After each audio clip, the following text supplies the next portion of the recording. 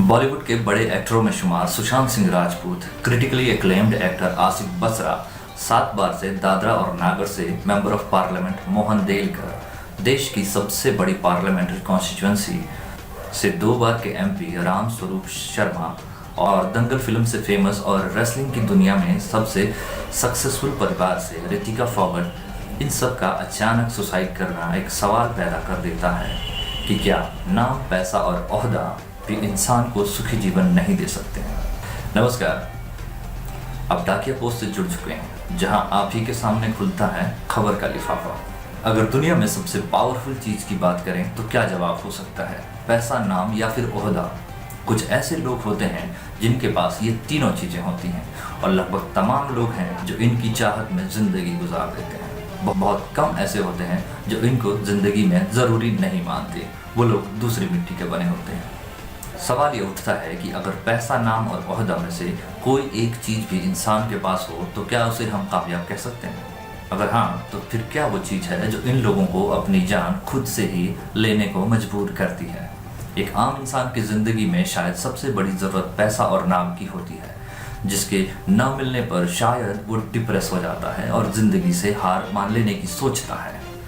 लेकिन क्या ऐसा हो सकता है कि जितना ज़्यादा पैसा, नाम और ओहदा हो, उस चीज़ को मेंटेन रखना उतना ही मुश्किल हो जाता है? क्या हम ये कह सकते हैं कि जितनी बड़ी आत्महत्या, उसके पीछे उतनी बड़ी साजिश होती है? सुशांत सिंह राजपूत बॉलीवुड के बड़े कमर्शियल सिनेमा के एक्टरों में शुमार थे, लेकिन अचानक उनकी मौत की खबर सबको चौंका देती है। ऐसा नहीं है कि बॉलीवुड के लोगों ने इससे पहले कभी आत्महत्या नहीं की हो। बहुत बड़े बड़े नाम हैं जो इस दुनिया को छोड़कर चले गए। बहुत लोगों की मौत अब भी रहस्य ही है, लेकिन अपनी साइड की स्टोरी सुनाने के लिए वो लोग अब दुनिया में नहीं हैं।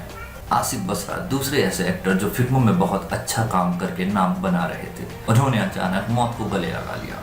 अब इतना बड़ा कदम लेने के लिए मजबूर होने वाली वजह तो बिल्कुल भी मामूली नहीं हो सकती। इनके अलावा पिछले 1 साल के अंदर बहुत से इंडस्ट्री के लोगों ने अपनी जान दे दी। क्या इन लोगों को शोहरत और पैसे की कमी थी? नहीं, जितना इनके पास होता है उसका कुछ परसेंट भी एक आम आदमी के पास हो तो शायद वो खुद को खुशनसीब समझे। अब अगर ओहदे और पावर की बात करें तो इस देश के लोकतंत्र के मंदिर पार्लियामेंट में चुने हुए नेता से ज़्यादा पावर आप किसके पास मान सकते हैं? मेंबर ऑफ पार्लियामेंट अगर खुद ही अपनी जान ले लें तो इस देश के आम आदमी की जिंदगी की परेशानियों का अंदाजा आप लगा सकते हैं, जिसके पास तो पावर और ओहदा भी नहीं है। ये सांसद भी कोई नया सांसद नहीं, 7 बार दादरा और नागर से मेंबर ऑफ पार्लियामेंट चुनकर आए हुए मोहन देलकर ने मुंबई में एक होटल में आत्महत्या कर ली। इल्ज़ाम लगे दादरा और नागर के एडमिनिस्ट्रेशन पर कि उन्हें शर्मिंदा किया जाता था और सताया जाता था। इतना बड़ा इंसान क्या सिस्टम के आगे इतना कमज़ोर हो जाता है, समझ नहीं आता।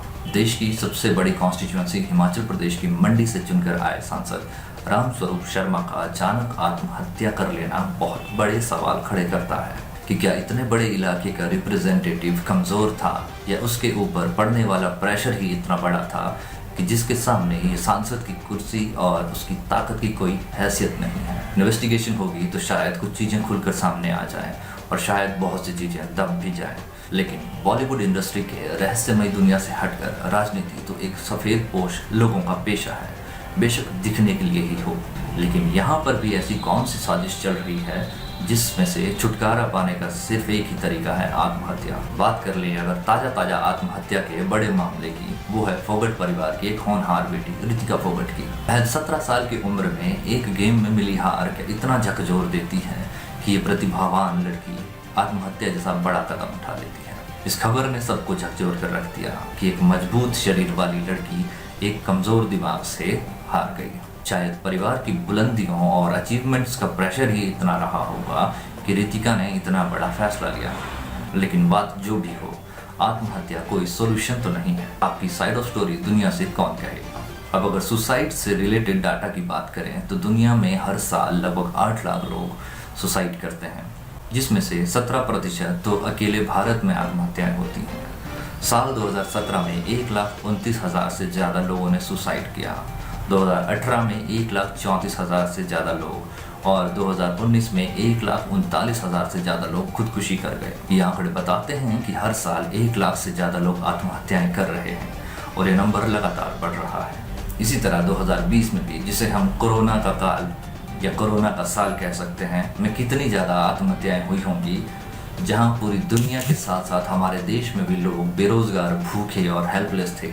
ऐसे माहौल में हुई मौतों का अंदाज़ा आसानी से लगाया जा सकता है। देश में होने वाली ज़्यादातर आत्महत्याएं भी या तो कर्जा न चुका पाने और फसल बर्बाद हुए किसानों की, या एग्जाम्स में फेल हुए स्टूडेंट्स, या फिर शहरों की चकाचौंध की दौड़ में पिछड़ गए किसी इंसान की ही होती है।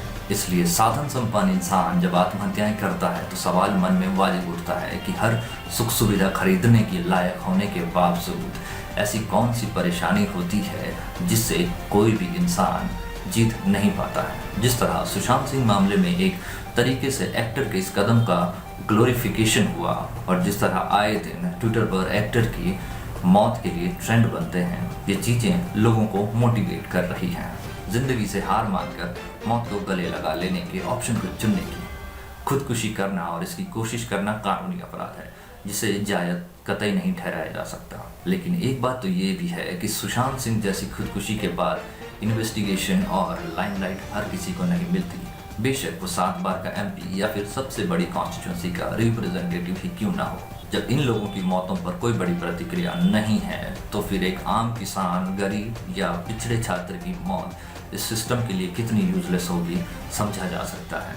आत्महत्याओं को कंडेम किया जाना चाहिए, ग्लोरीफाई नहीं, वरना इस देश में हर दिन कोई सुशांत सिंह अपनी जान मुक्ति और प्रसिद्धि की उम्मीद में ले लेगा।